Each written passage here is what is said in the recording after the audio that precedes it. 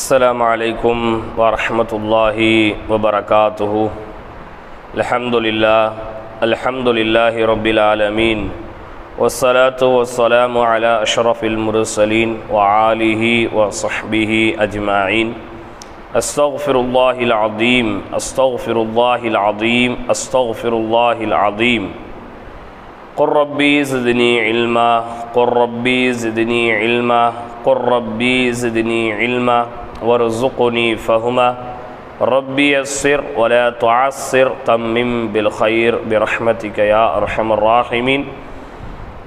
ربي اشرح لي صدري ويسر لي أمري واحلل عقدة من لساني يفقه قولي. الحمد لله. குர்ஆன் மனன வகுப்பினுடைய 6வது நாள் வகுப்பிலே இன்று நாம் அமர்ந்திருக்கின்றோம். இன்றைய நாளுடைய புதிய பாடம் என்பது சூரத்துல் அல் பக்ராவில் 25வது வசனத்தில் தொடங்கி 30ஆம் வசனம் வரை நடக்க இருக்கிறது. பழைய பாடம் என்பது முதல் வசனத்தில் தொடங்கி 25வது வசனம் முடிவு வரை பழைய பாடம் என்பது இருக்கிறது. அதில் சபக் பாடமும் வந்துருச்சு, பழைய பாடமும் வந்துருச்சு. சபக் பாடம் அப்படின்னு சொல்லி தனியாக சொல்கிறதா இருந்தால் எதிலிருந்து யா யுஹன்னா சுஅபுது ரப்பக்கும் உள்ளதி ஹலகக்கும் வல்லதீன மின் கபலிக்கும் லஅல்லக்கும் தத்தகூன், அதில் தான் சபக் பாடம் தொடங்குது. இவை எல்லாவற்றையும் சேர்த்து நாம் ஒரு முறை பழைய பாடமாகவே ஓதிக்கொள்வோம். நீங்கள் பழைய பாடத்தை தனிமையில் அமர்ந்து 2 முறை 3 முறை 4 முறை 5 முறை எத்தனை முறைகள் பார்க்க முடியுமோ அத்தனை முறைகள் பார்த்து கொள்ளுங்கள். நான் தினசரி வகுப்புற நான் அதை சொல்லிக்கிட்டே இருக்கிறேன். இப்போ நான் வந்த உடனேயே இப்போ நான் உங்களுக்கு மொத்த பழைய பாடத்தையும் ஒரு முறை பார்க்காமல் ஓதப் போகின்றேன். இதில் தவறுகள் வந்தால் நான் இடையில எடுத்து பார்த்துக்கிறேன். ஏன்னா எனக்கு தவறை இப்போ திருத்தி கொடுக்கறதுக்கு நேரில் யாரும் இல்லை. ஆகையினால் தவறுகள் வந்தால் நான் நேரில் எடுத்து பார்த்துக்கிறேன். நீங்கள் என்கிட்ட பாடம் ஒப்பிக்கும்போது நிறைய பேர் ஆன்லைன் வகுப்பில் இணைஞ்சிருக்கிறீங்க. முதல் அட்மிஷன் க்ளோஸ் பண்ணியிருக்கிறோம். முதல் தளத்தில் நிறைய நபர்கள் இல்லை. ஒரு அட்மிஷனே க்ளோஸ் ஆயிடுச்சு அப்படின்னா நீங்கள் 300 பேர் 400 பேர் இணைஞ்சிருக்கிறாங்களா அப்படின்னு நினைக்காதீங்க. சொற்பமான ஒரு 17 நபர்கள் தான் முதல் தளத்தில் பயணித்து கொண்டிருக்கின்றார்கள்.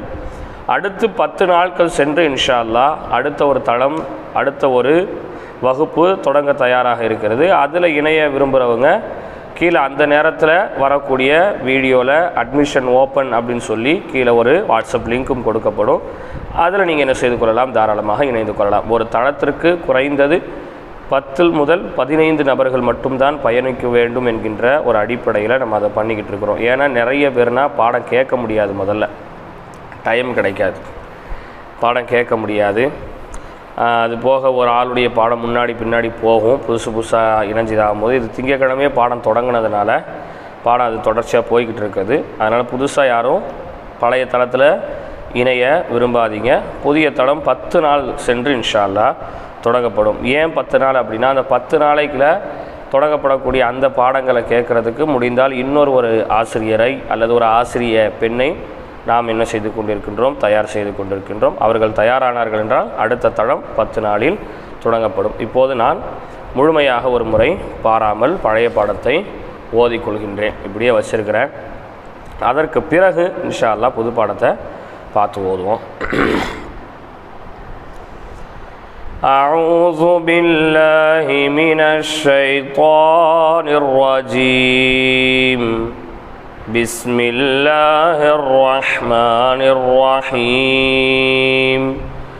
ألف لام ميم ذلك الكتاب لا ريب فيه هدى للمتقين الذين يؤمنون بالغيب ويقيمون الصلاة ومما رزقناهم ينفقون والذين يؤمنون بما أنزل إليك وما أنزل من قبلك وبالآخرة هم يوقنون أولئك على هدى من ربهم وأولئك هم المفلحون.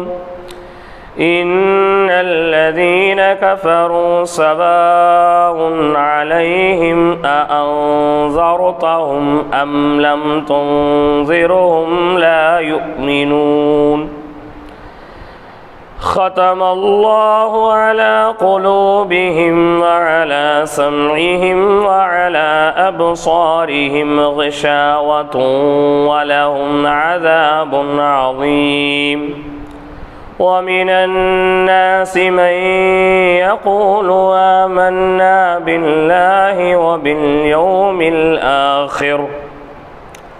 وباليوم الآخر وما هم بمؤمنين يخادعون الله والذين آمنوا وما يخدعون إلا أنفسهم وما يشعرون في قلوبهم مرض فزادهم الله مرضا ولهم عذاب عليم بما كانوا يكذبون وإذا قيل لهم لا تفسدوا في الأرض قالوا إنما نحن مصلحون ألا إنهم هم المفسدون ولكن لا يشعرون وإذا قيل لهم آمنوا كما آمن الناس قالوا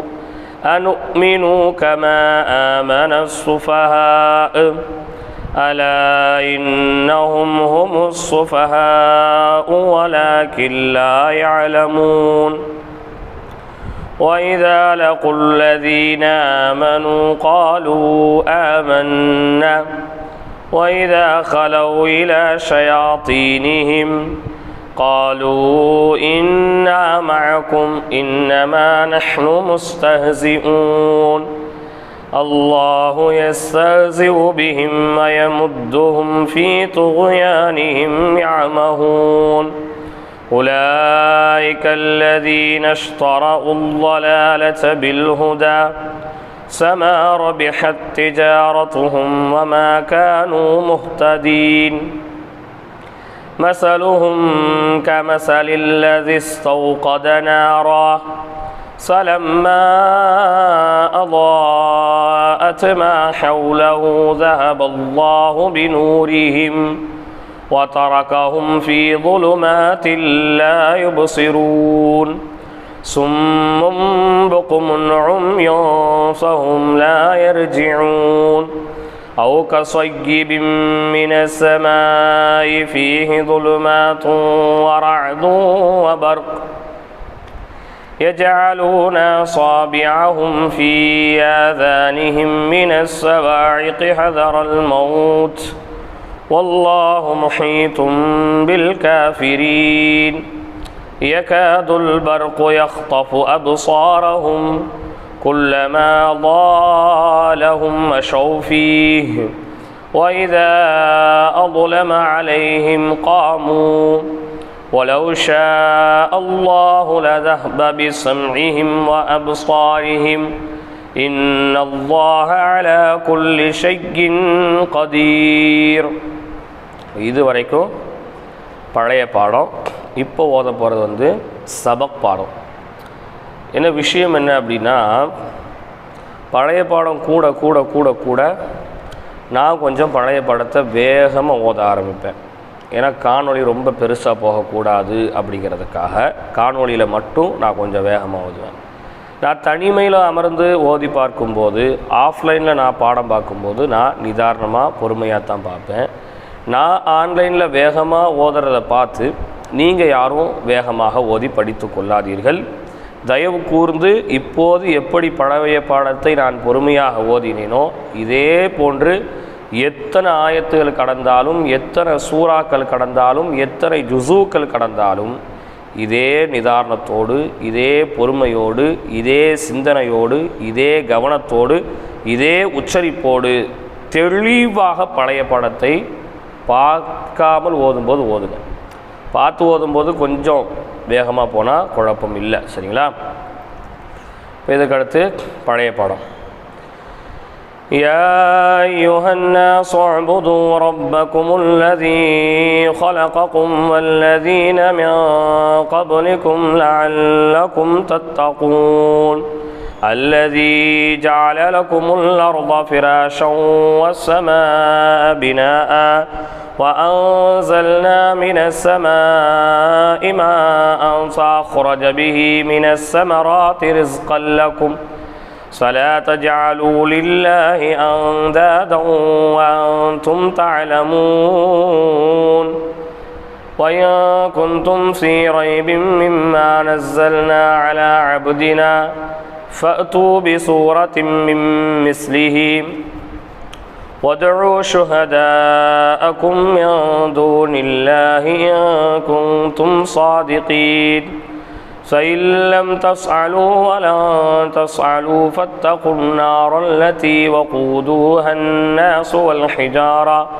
أعدت للكافرين وبشر الذين آمنوا وعملوا الصالحات أن لهم جنات تجري من تحتها الأنهار كلما رزقوا منها من ثمرة رزقا قالوا هذا الذي رزقنا من قبل وأتوا به متشابها ولهم فيها أزواج مطهرة وهم فيها خالدون. அல்லாஹ்வுடைய கிருபையை கொண்டு பழைய பாடத்தையும் முடிச்சாச்சு, சபக் பாடத்தையும் முடிச்சாச்சு. இப்போ புதிய பாடத்தை தான் நம்ம ஆரம்பிக்க போகிறோம். ஏன்னா காணொலியை சுருக்கிறதுக்காகத்தான் நான் இப்போ பழைய பாடத்தை உங்கள்கிட்ட பார்க்காம ஓதி காமிச்சது. ஆனால் நான் தனிமையில் இருக்கும்போது ஒரு முறை இல்லை, இருமுறை அல்ல, 3 முறை அல்ல, 4 முறை அல்ல, எத்தனை முறைகள் ஓதினேன் என்பது என்னிடத்திலே கணக்கு கிடையாது. கணக்கற்ற முறைகளில் பழைய பாடத்தை ரிவைன் பண்ணிக்கிட்டே இருந்திருக்கிறேன். அப்போ அந்த அந்த ரிப்பீட் போய்கிட்டே இருக்கணும். எத்தனை ரிப்பீட் நீங்கள் போகிறீங்கன்றது உங்களாலேயே அததில் வைக்க முடியாது, எண்ணிக்கையில் வைக்க முடியாத அளவுக்கு ரிப்பீட் பண்ணிக்கிட்டே இருங்க. ரிப்பீட்டு காலையில் சாயந்தரம் கிடைக்கிற கேப்பில் பூரா ரிப்பீட் பண்ணிக்கிட்டே இருங்க. சரிங்களா? அப்போ அத்தனை முறை கணக்கில் வைக்க முடியாத அளவுக்கு ரிப்பீட் பண்ணதுனால நான் இப்போ நிதாரணமாக ஒரு சின்ன இடத்துல கூட ஒரு சின்ன தடுமாற்றங்கள் இல்லாமல் எனக்கு மனநிறைவு தரும் அளவுக்கு நான் ஓதியிருக்கிறேன். நீங்கள் ஓதுறது உங்களுக்கு மனநிறைவு முதல்ல கொடுக்கணும். உங்கள்கிட்ட கேட்குறவங்களுக்கோ பார்க்குறவங்களுக்கோ மனநிறைவை கொடுப்பதற்கு முன்னால் நமக்கு தோணணும், அல்ஹம்துலில்லாஹ் இன்றைக்கி ஒரு மனநிறைவோடு நம்ம ஓதியிருக்கிறோம், தப்பு இல்லாமல் ஓதியிருக்கிறோம், ஒரு இடத்துல கூட தடுமாற்றங்கள் இல்லாமல் திக்காமல் திணறாமல் ஓதியிருக்கிறோங்கிற ஒரு மனநிறைவு தன்னிறைவு நமக்கு வரணும். அந்த அளவுக்கு என்ன செஞ்சுக்கங்க, பாடம் பார்த்துக்குங்க. வாங்க புது பாடத்தை பார்க்க போயிடுவோம். 15 வரி குர்ஆனை வைத்திருப்பவர்களாக நீங்கள் இருந்தால் நீங்கள் எடுக்க வேண்டிய பக்கம் 7ஆம் பக்கம். 7ஆம் பக்கத்தை எடுத்துக்கொள்ளுங்க. 7ஆம் பக்கத்தில் முதல் வரியில் கடைசி வார்த்தையில் ஆரம்பிக்கக்கூடியது. முதல் வரி கடைசி வார்த்தை, சரியா? அதில் ஆரம்பிக்கக்கூடிய பாடம்.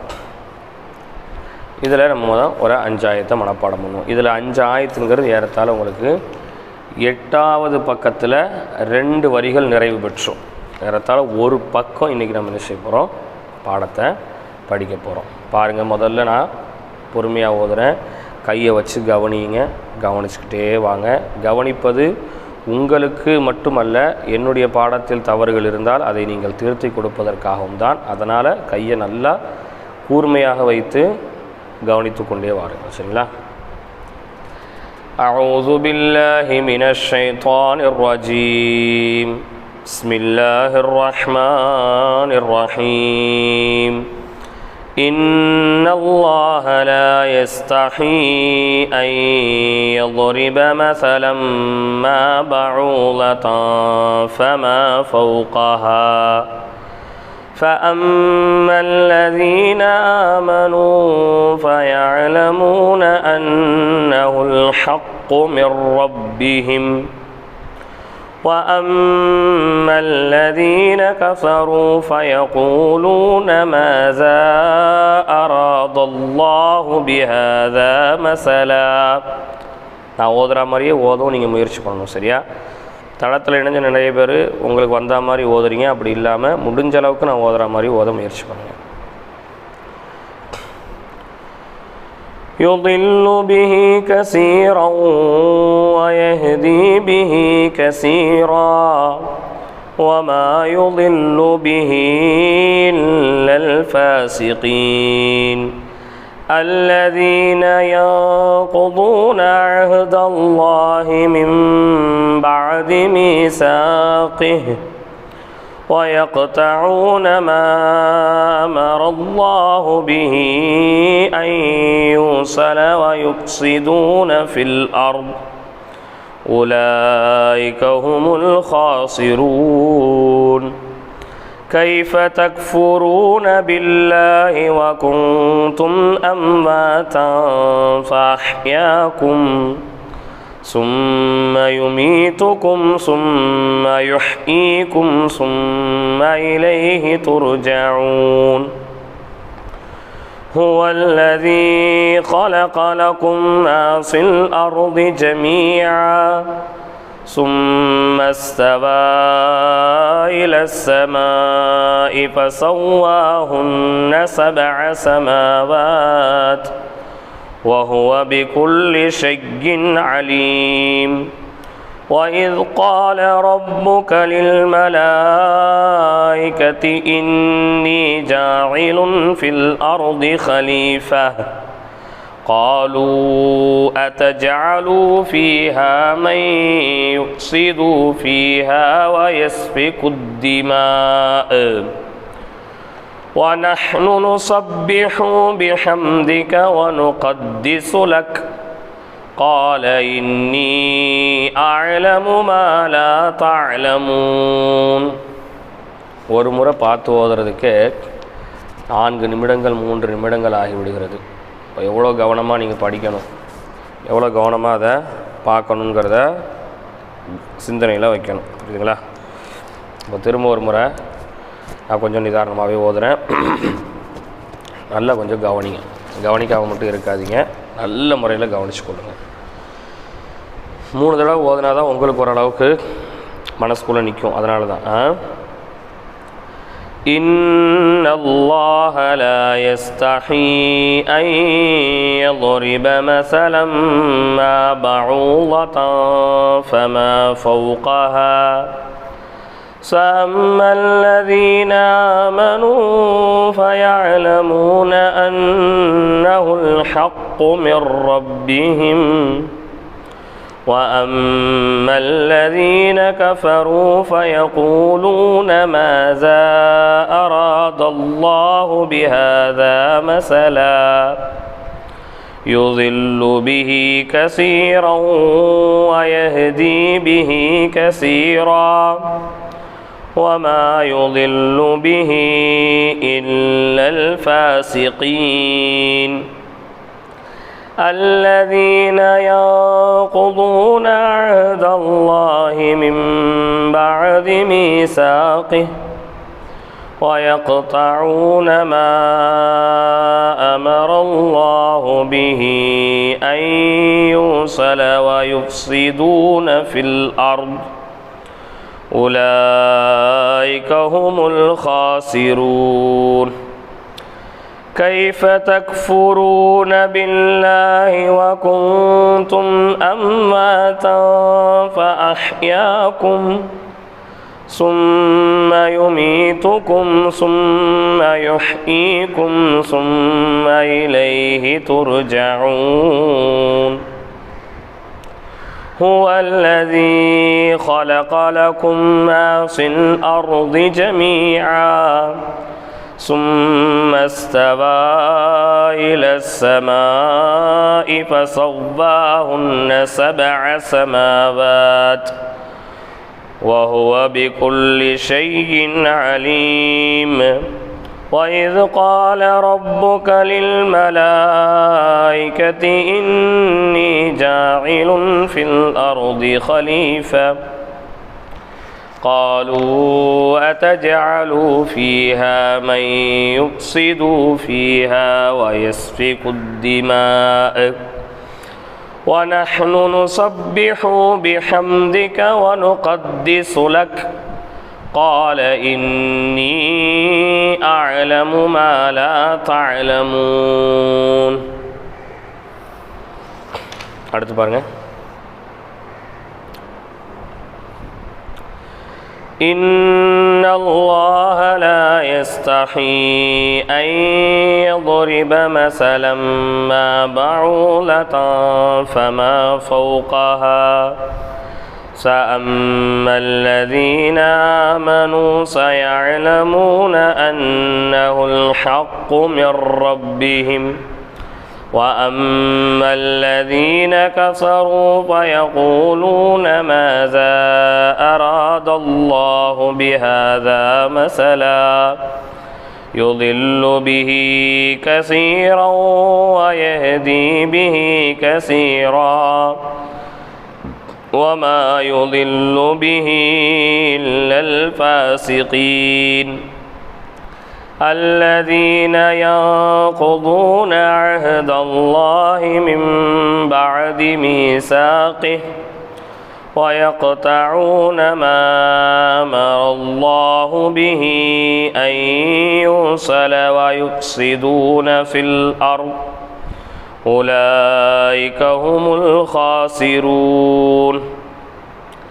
كيف تكفرون بالله وكنتم أمواتا فأحياكم ثم يميتكم ثم يحييكم ثم إليه ترجعون. هو الذي خلق لكم ما في الأرض جميعا ثم استوى إلى السماء فسواهن 7 سماوات وهو بكل شيء عليم. وإذ قال ربك للملائكة إني جاعل في الأرض خليفة قالوا وتجعل فيها من يفسد فيها ويسفك الدماء ونحن نسبح بحمدك ونقدس لك قال إني أعلم ما لا تعلمون. 3 முறை ஓதியாச்சு. இப்போ 4வது முறை நல்லா கையை வச்சு கவனிச்சுக்கங்க, மனசுக்குள்ளேயே ஓதிக்கங்க. إن الله لا يستحي أن يضرب مثلا ما بعوضة فما فوقها فأما الذين آمنوا فيعلمون أنه الحق من ربهم وأما الذين كفروا فيقولون ماذا أراد الله بهذا مثلا يضل به كثيرا ويهدي به كثيرا وما يضل به إلا الفاسقين الذين ينقضون عهد الله من بعد ميثاقه ويقطعون ما أمر الله به أن يوصل ويفسدون في الأرض أولئك هم الخاسرون. كيف تكفرون بالله وكنتم أمواتا فأحياكم ثم يميتكم ثم يحييكم ثم إليه ترجعون. هو الذي خلق لكم ما في الأرض جميعا ثم استوى إلى السماء فسواهن 7 سماوات وهو بكل شيء عليم.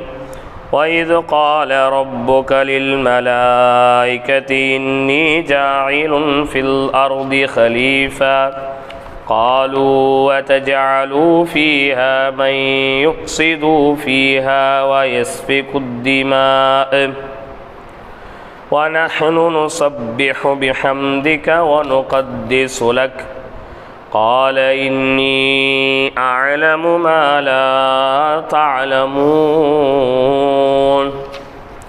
அல்லாஹ்வுடைய கிருபையில 4 தடவை ரொம்ப நிதானமாக ஓதியாச்சு. இப்போது 5வது முறை கொஞ்சம் வேகமாக இன்ஷா அல்லாஹ் ஓதி பார்ப்போம். பாடம் பார்க்குறதுக்கான ஒரு வழிமுறையில். சரியா?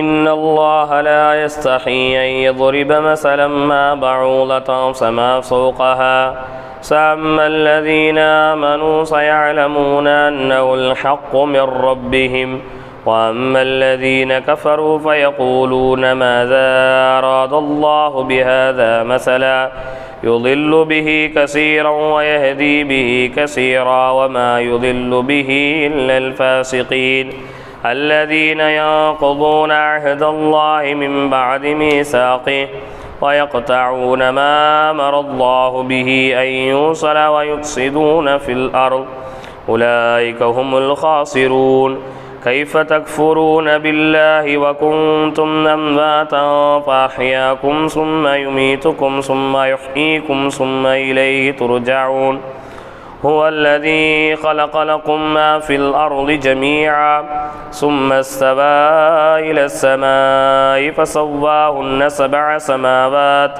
وهو بكل شيء عليم وإذ قال ربك للملائكة إني جاعل في الأرض خليفة قالوا أتجعل فيها من يفسد فيها ويسفك الدماء ونحن نسبح بحمدك ونقدس لك قال إني أعلم ما لا تعلمون.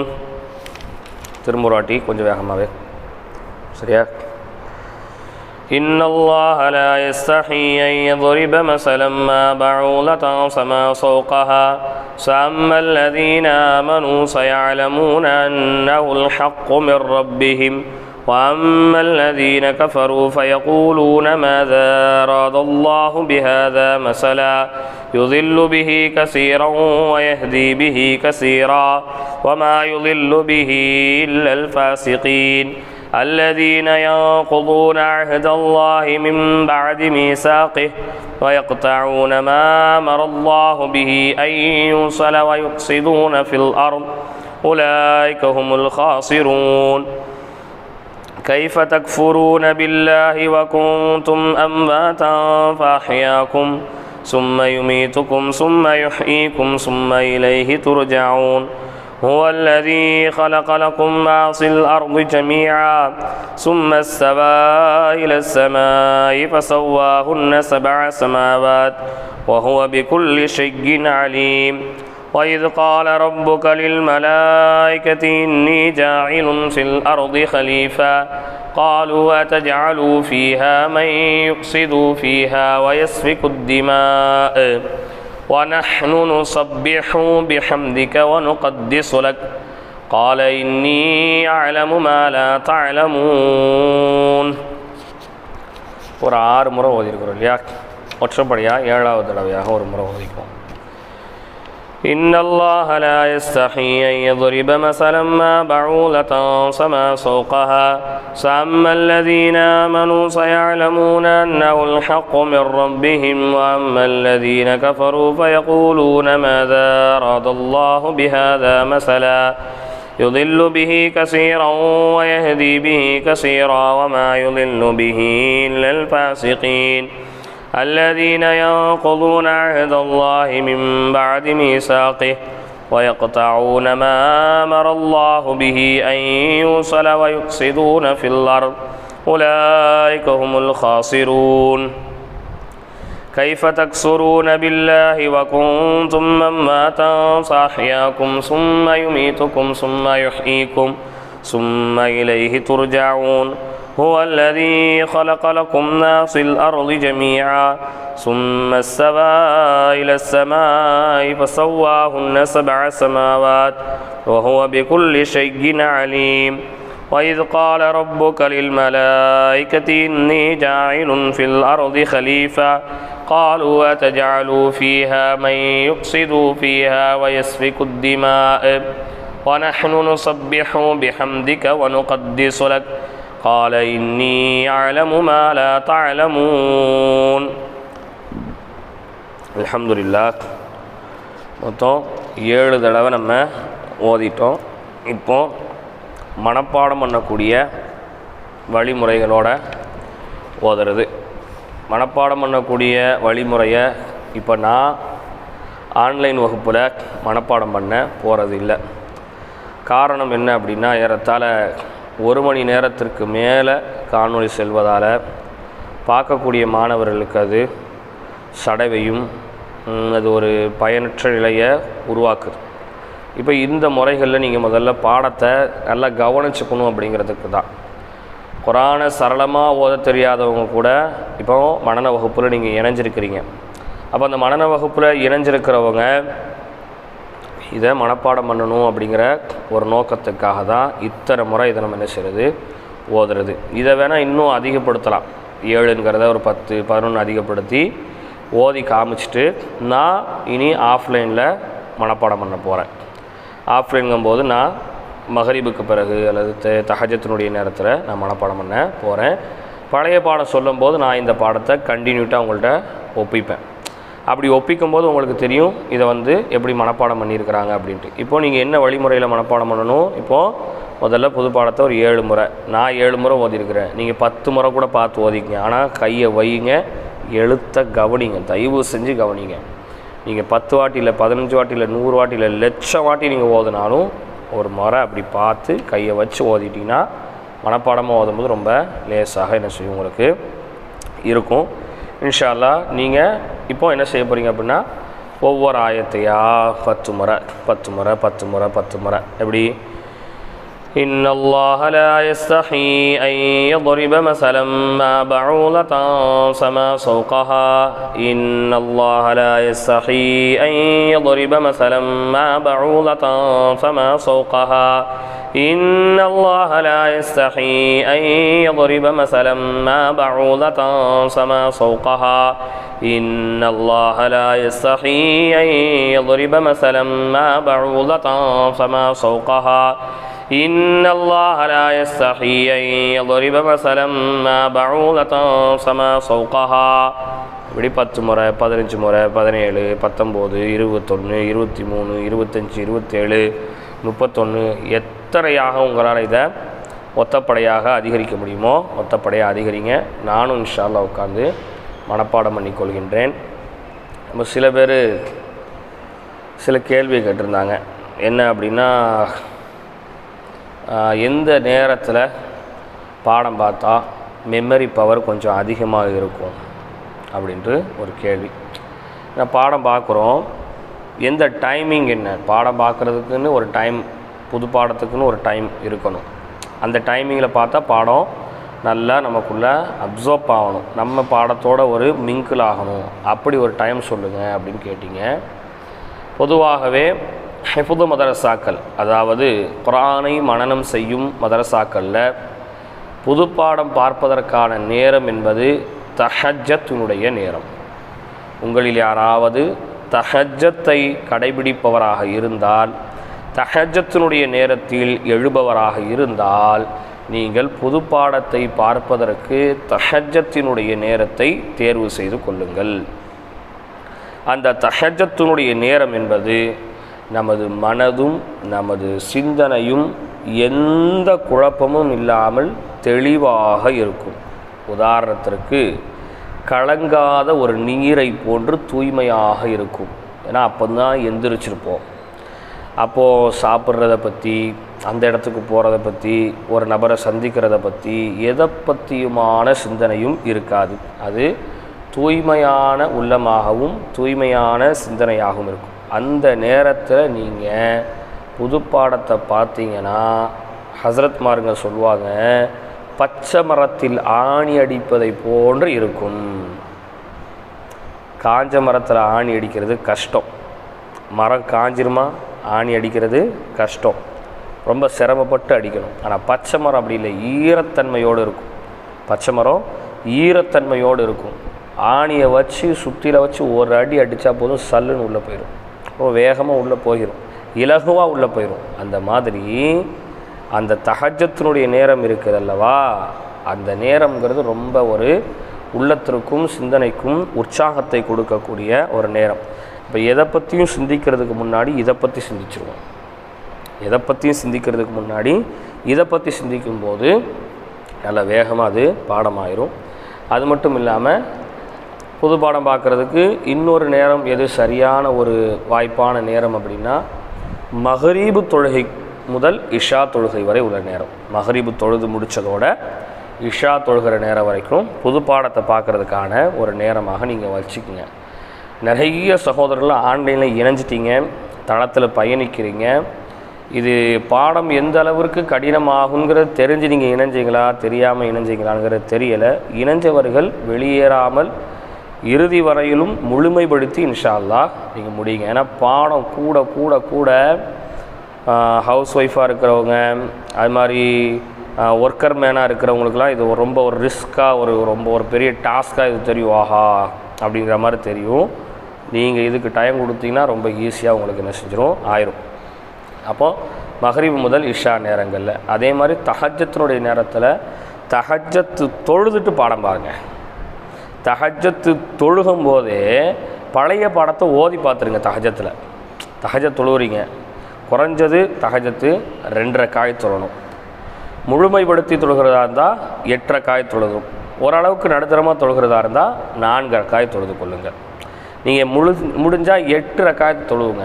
8 ரக்காயத்துலையுமே உங்கள் பழைய பாடத்தை ஓதி பார்த்துருங்க. அப்போது தொழுத ஒரு நன்மையும் கிடச்சிரும், பாடம் பார்த்துக்கிட்ட ஒரு ஃபாய்தாவும் கிடச்சிரும், ஒரு பலனும் உங்களுக்கு கிடச்சிரும், பழைய பாடத்தை ஒப்பிச்ச ஒரு பலனும் கிடச்சிரும். அப்போது அப்படி தொடர்ந்துட்டு தொழுதுட்டு அல்லாட்ட துவா செஞ்சுட்டு, அல்லா நீ முதல் வானத்தில் இருந்து எதனாலும் கேட்டால் நான் தர தயாராக இருக்கேன்னு நீ சொல்கிற, நான் உன்கிட்ட குரானை கேட்குறேன் கூடு.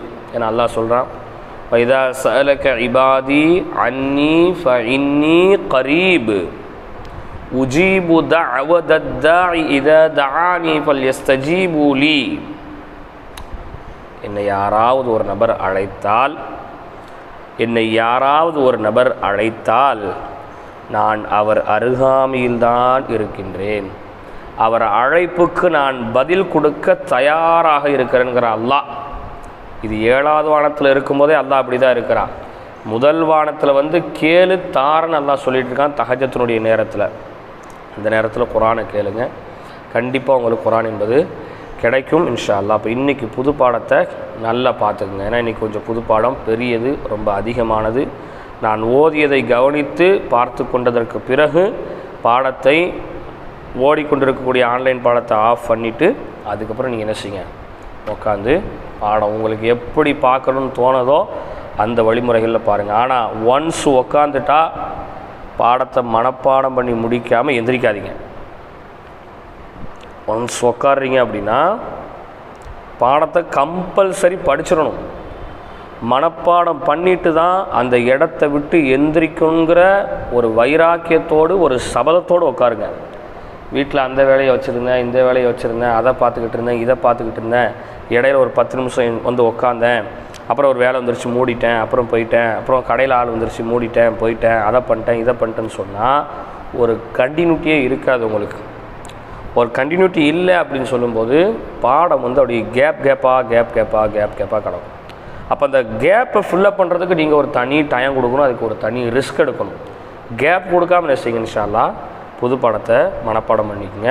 அல்லாஹ் ரப்புல் ஆலமீன் நம் அனைவரையும் குர்ஆனை முழுமையாக மனனம் செய்யக்கூடியவர்களாக, மனனம் செய்த குர்ஆனை இதயத்திலே இறுதி மூச்சு வரை சுமக்கக்கூடியவர்களாக அல்லாஹ் ஆக்கி அருள் புரிவானாக. இன்ஷா அல்லாஹ் நாளைய ஒரு புது பாடத்தில் சந்திப்போம். அஸ்ஸலாமு அலைக்கும் வரஹ்மத்துல்லாஹி வபரகாத்துஹு.